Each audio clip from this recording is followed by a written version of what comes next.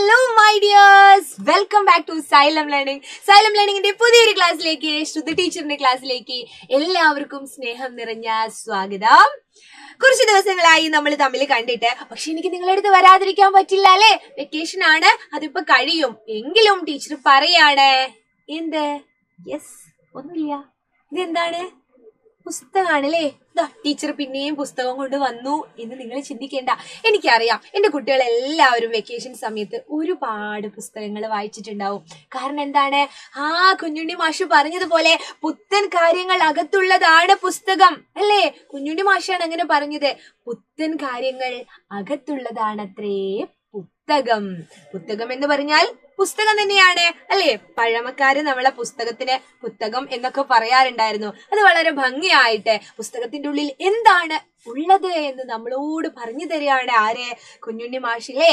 പുത്തൻ കാര്യങ്ങൾ അകത്തുള്ളത്, പുത്തൻ പുതിയ കാര്യങ്ങൾ അകത്തുള്ളതാണ് പുസ്തകം എന്ന്. അപ്പൊ ടീച്ചറെ ഇന്ന് നിങ്ങൾക്ക് വേണ്ടി പരിചയപ്പെടുത്താണ്. നിങ്ങൾ തംബ്നെയിലൊക്കെ കണ്ടതുപോലെ എന്താണ്, ഒന്നും ഇമ്മിണി വലിയ ഒന്ന് എന്ന് പറഞ്ഞിട്ടുണ്ടായിരുന്നു അല്ലേ. അങ്ങനെ ആരാണ് തന്റെ പുസ്തകത്തിലൂടെ, തന്റെ എഴുത്തിലൂടെ നമ്മളോട് പറഞ്ഞത്? മലയാളത്തിന്റെ സ്വന്തം ബേപ്പൂർ സുൽത്താൻ അല്ലെ, അക്ഷര സുൽത്താൻ അല്ലെ, ബേപ്പൂർ സുൽത്താനായ വൈക്കം മുഹമ്മദ് ബഷീർ. ആരാണിത്? വൈക്കം മുഹമ്മദ് ബഷീർ ആണ്. ഒരു സംശയം ഇല്ലല്ലോ അല്ലെ. ടീച്ചർ ഇവിടെ പേര് പോലും അദ്ദേഹത്തിന്റെ എഴുതേണ്ട ആവശ്യമില്ല. കാരണം ഈ ഒരു ചിത്രം കാണുന്ന സമയത്തും മലയാളത്തിന്റെ സ്വന്തം അല്ലെ ബേപ്പൂർ സുൽത്താൻ എന്ന് കേൾക്കുന്ന സമയത്തും നിങ്ങളുടെ മനസ്സിലേക്ക് ആ പേര് ഓടി വരും. കാരണം ബഷീറിന്റെ എഴുത്തുകൾ അത്ര രസകരമാണ്. നമുക്കത് കൃത്യമായിട്ട് അറിയാം അല്ലെ. ഓരോ ഭാഗങ്ങളും അല്ലെങ്കിൽ ഓരോ കഥകളും ഒക്കെ നമ്മൾ അറിയുന്നതിലൂടെ അദ്ദേഹത്തിന്റെ രചനാ ശൈലിയൊക്കെ നമുക്കറിയാലോ. നിങ്ങൾ വായിച്ചിട്ടുണ്ടോ? വായിക്കാത്തവർ ഇന്ന് തന്നെ വായിക്കാൻ പോവുകയാണ്. അത് പറയാൻ വേണ്ടിയിട്ടാണ് ടീച്ചർ ഇന്ന് വന്നത് അല്ലേ. ബഷീറിന്റെ രചനാ ശൈലി എന്ന് പറയുന്നത് പാത്തുമ്മയുടെ ആട്. ബഷീർ ദിനമൊക്കെ വരുന്ന സമയത്ത് നിങ്ങൾ പാത്തുമ്മയുടെ ആടിലെ പാത്തുമ്മയായിട്ടും അല്ലെ ബഷീറായിട്ടും ഒക്കെ വേഷം ഇടുന്ന കാര്യങ്ങളൊക്കെ ഞങ്ങൾക്ക് അറിയാം. സ്കൂളുകളിൽ വിവിധ പരിപാടികൾ ഉണ്ടാവൂലേ ആ സമയത്ത്. എന്താണ് അദ്ദേഹത്തിന്റെ പ്രത്യേകത?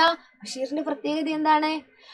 വളരെ ഹാസ്യാത്മകമായിട്ട്, വളരെ രസകരമായിട്ട് എഴുതി വച്ചിരിക്കുകയാണ് ഓരോ പുസ്തകങ്ങളും, ഓരോ കഥകളും, ഓരോ നോവലുകളും അല്ലേ. അതൊക്കെ നമ്മൾ വായിക്കുമ്പോ ആകെ നമുക്ക് എന്താണ്, ചിരിച്ച് ഒരു രക്ഷയില്ലാത്തൊരവസ്ഥയിലാവാറുണ്ട്.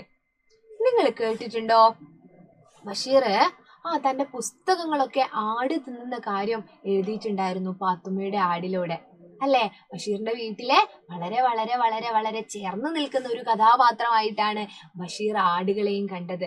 ബഷീറിന്റെ പെങ്ങൾക്കൊരു ആടുണ്ട് അല്ലേ, പാത്തുമ്മയ്ക്ക് ഉണ്ടാകുന്ന ആടിന്റെ കാര്യങ്ങളും ആ വീട്ടിലെ കാര്യങ്ങളും ഒക്കെയാണ് അതിൽ പറയുന്നത്. എന്ത് രസമായിട്ടാണ് ആ കഥ. നിങ്ങൾ വായിച്ചിട്ടുണ്ടോ? ഇല്ലെങ്കിൽ വായിക്കണം. ഇന്ന് മക്കളോട് ടീച്ചർ പറയാൻ പോകുന്നത് അദ്ദേഹത്തിന്റെ ബാല്യകാല സഖി.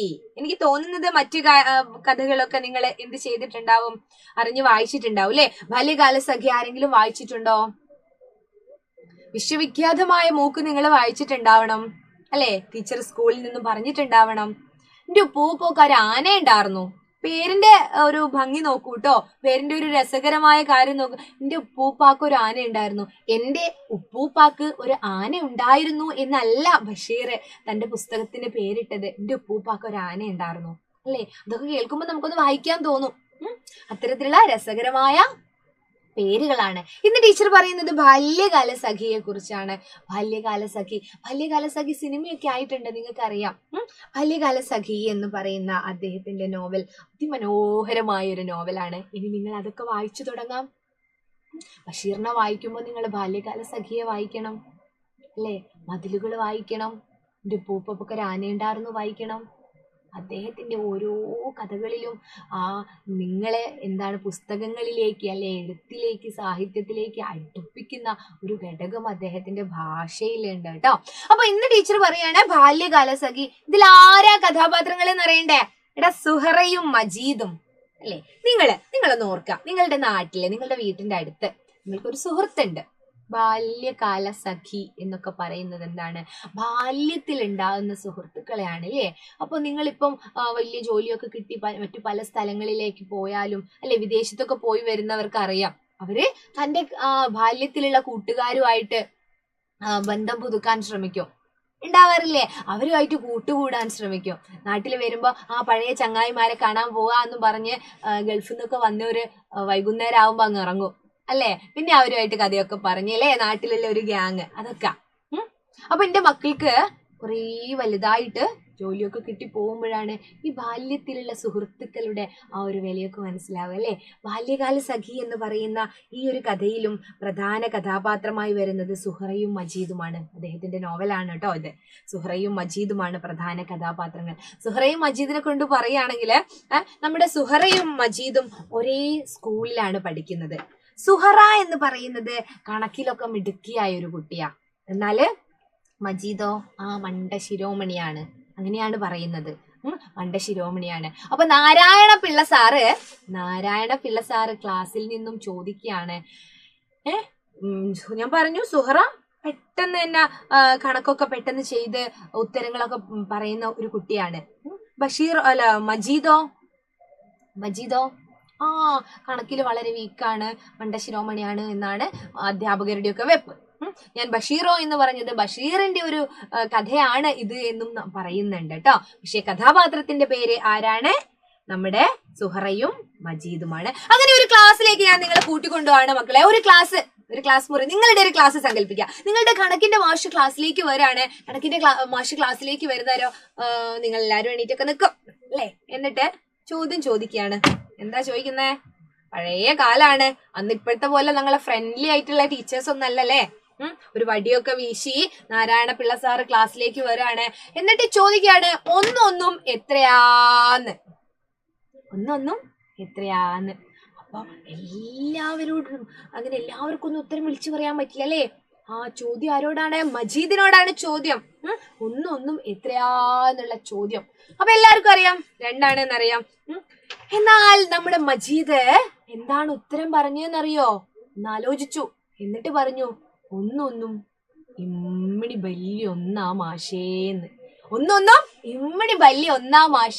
അപ്പൊ സുഹറ അപ്പുറത്തെ സീറ്റിൽ ഇരിക്കുന്നുണ്ട്. സുഹറയും മജീദൊക്കെ ഒരുമിച്ചാണ് ഇരിക്കുന്നത്. അപ്പൊ അപ്പുറത്തെ സീറ്റിൽ ഇരുന്നിട്ട് സ്ലേറ്റിലൊക്കെ എഴുതി കാണിച്ചു കൊടുക്കുന്നുണ്ട്. എന്ത്? 2 എന്നൊക്കെ. പക്ഷെ മജീദ് അതൊന്നും ശ്രദ്ധിച്ചില്ല. ഒന്നൊന്നും ഇമ്മിണി വലിയ ഒന്നാ എന്ന് പറഞ്ഞു. ഒന്നും കൂട്ടിയാല് ഇമ്മിണി വലിയ ഒന്നാന്ന് മജീദ് പറയാൻ കാരണം എന്താണ്? നമ്മുടെ മജീദിന്റെ വീടിന് മുന്നിലൂടെ ഒരു പുഴ ഒഴുകുന്നുണ്ട്, മൂവാറ്റുപുഴയാറ്. അപ്പോ 2 പുഴകള് ചേർന്നിട്ട് ഒന്നായി മാറുന്ന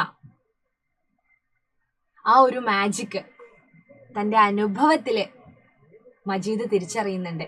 2 കൈവഴികൾ ചേർന്നിട്ട് ഒരു പുഴയായി മാറുന്ന ഒരു കാഴ്ച. അങ്ങനെയാണ് ആ 2 എണ്ണം ചേർന്നാൽ, ഒന്നും ചേർന്നാല് എന്തായി മാറുന്നു?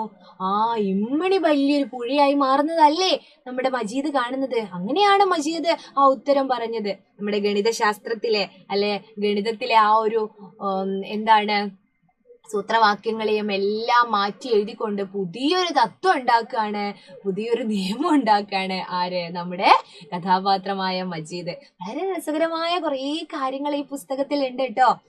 ഈ പുസ്തകത്തിലുണ്ട്. അപ്പൊ നിങ്ങളൊന്ന് ചിന്തിച്ചു നോക്കൂ, നമ്മുടെ നാരായണ പിള്ള സാറ് എന്ത് പറഞ്ഞിട്ടുണ്ടാവും മജീദിന? പിന്നെ അവരുടെ പഠനം എങ്ങനെയായിരുന്നു? മജീദും സുഹറയും കുറേ കാലം സുഹൃത്തുക്കളായി നിന്നോ? ഇതെല്ലാം നിങ്ങൾക്ക് അറിയണ്ടേ? ഇതറിയണമെങ്കിൽ എന്ത് ചെയ്യണം? ബാല്യകാല സഖി എന്ന് പറയുന്ന ബഷീറിന്റെ ഈ പുസ്തകം വായിക്കണം അല്ലേ. ഇത്തരം രസകരമായ സംഗതികളാണ് ബഷീർ തന്റെ എഴുത്തിലെല്ലാം, തന്റെ കൃതികളിലെല്ലാം എഴുതി വെച്ചിരിക്കുന്നത്.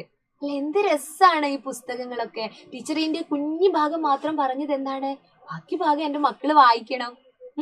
മക്കള് വായിച്ചിട്ട് എന്താണ് നിങ്ങൾക്ക് അനുഭവപ്പെടുന്നത് എന്ന് ഒരു കുറിപ്പായിട്ട് എഴുതി വെക്കണം. അപ്പൊ കുറിപ്പായിട്ട് വെറുതെ അങ്ങോട്ട് എഴുതി വെച്ചാൽ പോരാട്ടോ. പുസ്തകത്തിന്റെ പേര്, ഇപ്പൊ നിങ്ങൾ ഏത് പുസ്തകം വായിക്കുന്ന, ടീച്ചർ ഇത് വെറുതെ പറഞ്ഞതാണ് ഈ ബാല്യകാല സഖി എന്നുള്ളത്. നിങ്ങൾക്ക് ഏത് പുസ്തകമാണോ ഇഷ്ടപ്പെടുന്നത്, നിങ്ങൾക്ക് ഏത് പുസ്തകമാണോ കിട്ടുന്നത്, അതൊക്കെയാണ് എന്റെ മക്കള് വായിക്കേണ്ടത് കേട്ടോ. അപ്പോ നിങ്ങൾ എന്ത് ചെയ്യണം? പുസ്തകത്തിന്റെ പേര് ഇപ്പൊ ബാല്യകാല സഖി ആണെങ്കിൽ ബാല്യകാല സഖി എന്ന് എഴുതണം. ബാല്യകാല സഖി അല്ലേ. പിന്നെ എന്ത് എഴുതണം? ആരാണ് പുസ്തകം എഴുതിയത്? ബഷീർ എന്ന് എഴുതിയാലും മതി. ബഷീർ ഇത് ഏത് വിഭാഗത്തിലാ പെടുന്നത്? വിഭാഗം എന്ന് പറഞ്ഞാൽ എന്താണ്? നോവലാണോ കഥയാണോ എന്നൊക്കെയാണ്. അപ്പൊ നോവൽ വിഭാഗത്തിലാണ്. ആ പുസ്തകത്തിന് എത്ര വില വരുന്നുണ്ടോ എന്ന് എഴുതി. ഇപ്പം ആദ്യത്തെ വിലയിൽ നിന്ന് ചെറിയ മാറ്റങ്ങളൊക്കെ വരുന്നുണ്ടാവും അല്ലെ. അപ്പൊ 50 രൂപയാണെങ്കിൽ 50 രൂപ. ആരാണ് പബ്ലിഷ് ചെയ്തത് അല്ലെ? പബ്ലിഷ് ചെയ്ത് നിങ്ങൾക്ക് കയ്യിൽ കിട്ടുന്ന പുസ്തകം ആരാണ് പബ്ലിഷ് ചെയ്തത് എന്ന് വെച്ചാല് ആ പുസ്തകത്തിന്റെ പേരെഴുതുക കേട്ടോ. അല്ല, ആ പുസ്തകത്തിന്റെ ആളെഴുതും. ഇപ്പൊ DC ബുക്സ് ഒക്കെ ആണെങ്കിൽ DC ബുക്സ് എന്ന് എഴുതാ. കറന്റ് ബുക്സ് ആണെങ്കിൽ കറന്റ് ബുക്സ് എഴുതാ. ഞാൻ വായിച്ച ബുക്ക് കറന്റ് ബുക്സിന്റെ ആയിരുന്നു തോന്നുന്നു, ബാല്യകാലസഖി. അപ്പോ ഇങ്ങനെ ഒരു കാര്യം നിങ്ങൾ ചെയ്യണം. എന്നിട്ടാണ് അടുത്ത പേജിൽ എന്തെഴുതി വെക്കേണ്ടത്? അടുത്ത പേജിൽ മനോഹരമായിട്ട് ആ പുസ്തകത്തെ പറ്റി, അതിലെ പുസ്തകത്തിലെ രസകരമായ കാര്യങ്ങളൊക്കെ വെച്ച് മക്കൾ എന്ത് എഴുതണം? കുറിപ്പ് തയ്യാറാക്കണം. എന്ത് തയ്യാറാക്കണം? കുറിപ്പ് തയ്യാറാക്കണം അല്ലേ? അങ്ങനെ നിങ്ങളുടെ വായന ഇങ്ങനെ വളരട്ടെ. വളർന്ന് വളർന്ന് നിങ്ങളൊരു പുതിയ ഒരു ലോകം സൃഷ്ടിക്കട്ടെ വായനയുടെ. വായന മരിക്കുന്നില്ലല്ലോ, ഇല്ല. അപ്പൊ ടീച്ചർക്ക് പറയാനുള്ളത് ഇതാണ്. വായനയിലേക്ക് നമ്മളെ അടുപ്പിക്കുന്ന തരത്തിലുള്ള ഇത്തരം കാര്യങ്ങളുമായിട്ട് ടീച്ചർ ഇനിയും വരാം. മക്കള് എന്തായാലും പുസ്തകം വായിക്കണം. വായിച്ചിട്ട് എല്ലാവരും കമന്റ് ചെയ്യണം കേട്ടോ. ടീച്ചറെ, ഞാൻ ഈ പുസ്തകം വായിച്ചു, അല്ലെങ്കിൽ ഇതിന് ശേഷം ഈ കഥ എങ്ങനെയായിരുന്നു. അപ്പൊ ബാല്യകാലസഖി അടിപൊളിയായിട്ട് നിങ്ങൾ വായിക്കണം. ബഷീറിന്റെ മറ്റു കൃതികളെ വേണമെങ്കിൽ ടീച്ചർ ഇനിയും പരിചയപ്പെടുത്തി തരുന്നുണ്ട് കേട്ടോ. എല്ലാവരുടെയും ഓരോരുത്തരുടേതായിട്ട് ഇടയ്ക്കിടയ്ക്ക് ഇത്തരം പുസ്തകങ്ങളിലെ കുഞ്ഞു കുഞ്ഞു കാര്യങ്ങളുമായിട്ട് വരാം. അപ്പൊ നിങ്ങൾ എല്ലാവരും വായിക്കുക. ഒരുപാട് സ്നേഹത്തോടെ ടീച്ചർ ഇപ്പൊ നിർത്താണ്. മറ്റൊരു ക്ലാസ്സിൽ കാണാം. അതുവരേക്കും ബൈ.